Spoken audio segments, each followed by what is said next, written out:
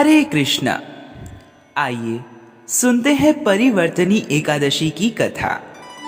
महाराज युधिष्ठिर ने कहा, हे भगवान, आपने भाद्रपद कृष्ण पक्ष की एकादशी अर्थात अजा एकादशी का सविस्तार वर्णन सुनाया। अब आप कृपा करके मुझे भाद्रपद माह के शुक्ल पक्ष की एकादशी का नाम, इसकी विधि तथा महात्म्य कहिए।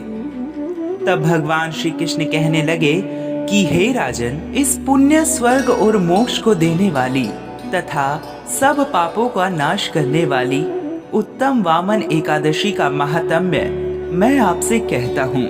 आप इसे ध्यान पूर्वक सुने।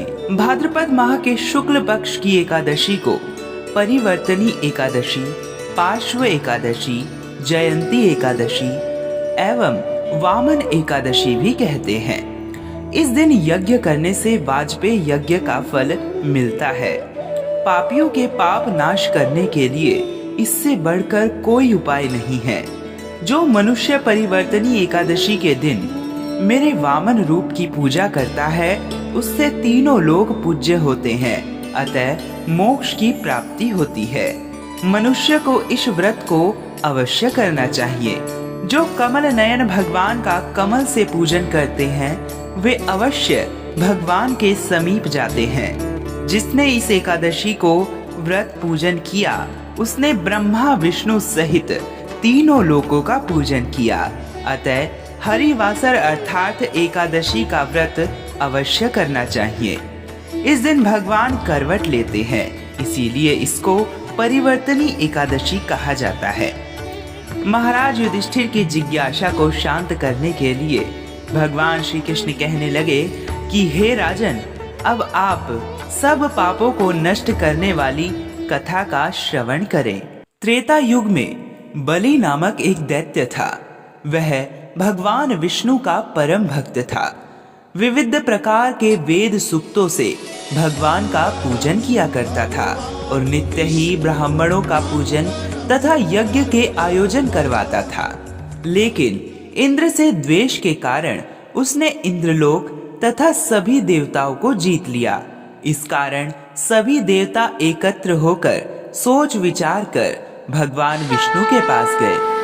बृहस्पति सहित इंद्रादिक देवता प्रभु के निकट जाकर और नतमस्तक होकर वेद मंत्रों द्वारा भगवान का पूजन और स्तुति करने लगे। अतः भगवान विष्णु ने वामन रूप धारण करके पांचवा अवतार लिया और फिर अत्यंत तेजस्वी रूप से राजा बलि को जीत लिया।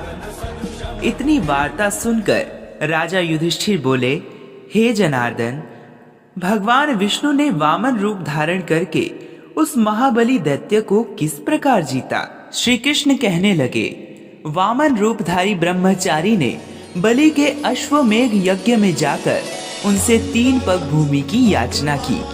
राजा बलि ने इसे तुच्छ याचना समझकर 3 पग भूमि का संकल्प उनको दे दिया और फिर वामन देव ने अपने त्रिविक्रम रूप को बढ़ाकर यहाँ तक कि भूलोक में पद, भूलोक में जंघा, स्वर्गलोक में कमर, महलोक में पेट, जनलोक में हृदय, यमलोक में कंठ की स्थापना कर सत्यलोक में मुख, उसके ऊपर मस्तक स्थापित किया। सूर्य, चंद्रमा आदि सब ग्रह गण, योग, नक्षत्र, इंद्रादिक देवता और शेष आदि सब नाग गणों ने विविध प्रकार से वेद सूक्तों से उनकी स्तुति की।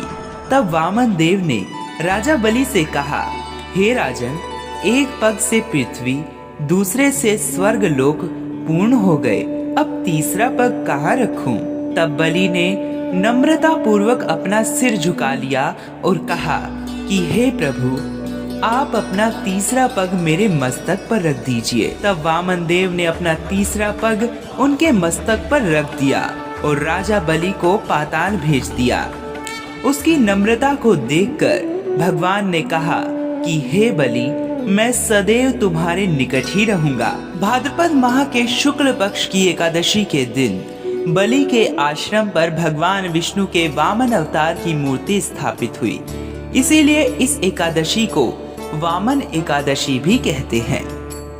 तो ये थी वामन, पार्श्व या परिवर्तनी एकादशी की कथा।